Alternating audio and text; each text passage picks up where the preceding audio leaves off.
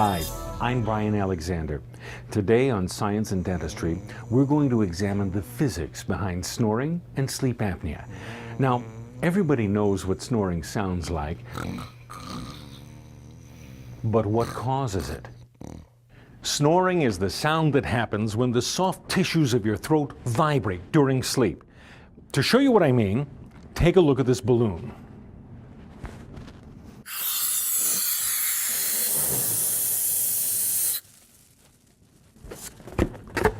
If I hold my fingers loosely and let the air out smoothly, it sounds like this.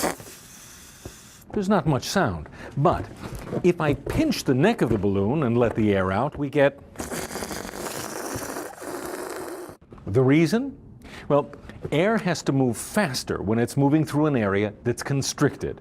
In the case of this balloon, that faster air makes the soft latex vibrate, and that vibration causes sound. Well, the same thing happens in your airway when you snore. In people who snore, the tongue, soft palate, throat muscles, and lower jaw relax toward the back of the throat during sleep. And this narrows the airway. The air is forced to move faster, and it vibrates the soft tissues. This vibration produces the sound we call snoring. Snoring can be a real annoyance, but it's not life-threatening unless it's a sign of a condition called obstructive sleep apnea. With this condition, the tongue and other soft tissues don't simply narrow your airway, they completely block it repeatedly during sleep, cutting off your oxygen for a minute or more each time. Apnea victims have to wake up slightly each time in order to breathe, and they usually gasp or snore as well.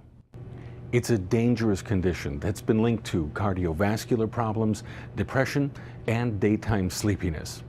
If you or someone you know snores or suffers from sleep apnea, you can get help from your dentist and physician.